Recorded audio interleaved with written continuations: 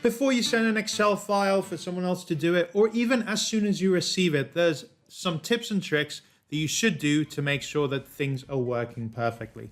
So here I have an Excel file and I have a few issues, like I've got some merged cells, I've got some hidden rows and columns, I've got some group things, I've got some sheet names that are default, haven't got great print settings, etc. We're going to go through a bunch of these things and kind of like a checklist of things you should look out for, using some of the tools that Excel gives you. So if you hit the review tab, you can choose check accessibility. And check accessibility is obviously built for people with accessibility issues. However, it can also be used for other purposes to just remind you of certain things. Here you get this on the right. And with a brand new Excel version, you also get this accessibility tab on the ribbon.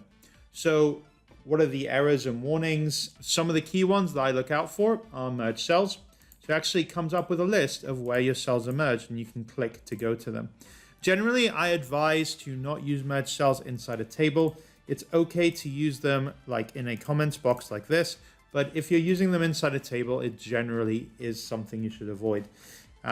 So to do that, you can just select them and unmerge the cells directly here without leaving this place. And then you can just kind of fill this across.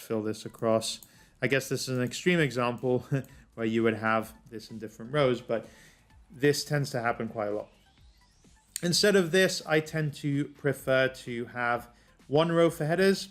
And if you really want to see your output like this, do this through a pivot table, which is what they're kind of built for. Another good thing here is default sheet names. So it's very, very rare that you want to use one of these. So you can click on it and rename it and say this is going to be issues, and then go to the next one as well and rename that one. And this is going to be tables. Then that disappears off of here. And here we have some hard to read what it deems to be poor contrast. I could kind of see what it's coming from. Black on white is okay, but when it comes to this one, it tries to avoid it. And then you have these two up here in errors. You should always add alternative text for every image so that people who have visual impairment are able to understand what's going on through a screen reader or something like that. Just give a description there, type out what you think it is.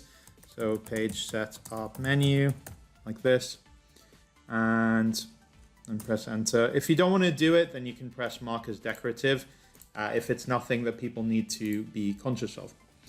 So we then have exclusive use of color. This one, I don't really think is that important. So here I have a number format that means a negative number goes red. I'm not really using a negative number, but you can change it through here, and I go to more number formats, you can see that it goes red if it's negative. So again, one that I don't use that much, but it is still good to have. There is a full list of things you can find online about what it would look for, and I'll show you that later on in this video. But let's jump forward to some other things. Next up, we have how to save your file and what file format to use. A famous story happened in 2020 around COVID-19 in the UK, where they lost a lot of data, underreported by almost 16,000 cases, because they were saving an Excel file as .xls instead of .xlsx. Do not do this. I see it happening all the time. When you press save as, you can choose here from the menu, Excel workbook .xlsx. This one expired in 2003, which means that since Excel 2007 came out, which is 14 years before I'm making this video, people have been using a different file type, which is this one. Do not use this one. Equally with PowerPoint, use PPTX. With Word, use DOCX. Do not use this. Do not use older versions of it. There is absolutely no reason why you should ever do that. If you're using a macro file, use this one. Don't use the old format. If you're using a template, use this one. Don't use the old one. This one for a macro template. These ones, no, they're old. Don't use them. Because otherwise you will run into issues like the BBC said that the UK health authorities did. Next one is select all sheets. Hold down Shift and click the first one and then the last one to make sure you select all of them. And then go to the page layout tab and just do this. Don't play around with the scaling. just say width is 1 page and height is 1 page. And then do orientation as landscape. Now, this will get the print settings right, not 100% of the time, but Control P will show me that it does a pretty good job most of the time. In this one, maybe I would need to do something different, but that's okay. At least when someone clicks the print button immediately, they won't be wasting trees and trees and trees like they would have done otherwise. We also have a couple of other checkers. So if I go to the File tab and Info, I actually have here check for issues. Check accessibility, this is the same that I've already shown you. We also have check compatibility. This is interesting. It will look through your file and tell you what doesn't work with earlier versions of Excel. Now this is looking at 2003. As I said before, we don't care about that, so you can untick it and you can only show it with more recent versions like this one. Decorative settings is lost. This is the alt text alternative that I put in because that's only been put in for Office 365. So even if I check with 2019, it will still show this. If I select with 2007, I get a little bit more because there are a couple of issues, things like conditional formatting that it was only available in later versions there. Like this one, for example. So the other one there, if I go back to Info, I can see check for issues and inspect document. This one does, in my opinion, a lot of things that are not that useful and a couple of things that are very useful. So if we tick them all, we can press inspect and then it can give you this. It says the following document information was found, so it doesn't have an author, related dates, absolute path to the workbook, etc. These ones, honestly, I don't think I've ever done that, essentially.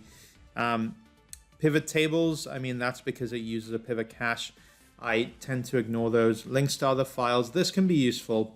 I'll show you something with links a little bit later on as well, but it can show you where there are links and you can click more information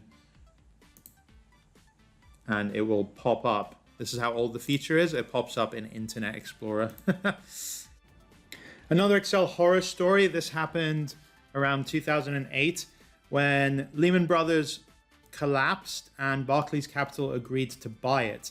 Essentially, they agreed a fee, but then they realized that they missed out on 179 contracts because of hidden rows in Excel. I kid you not, hidden rows in Excel. That's why it happened.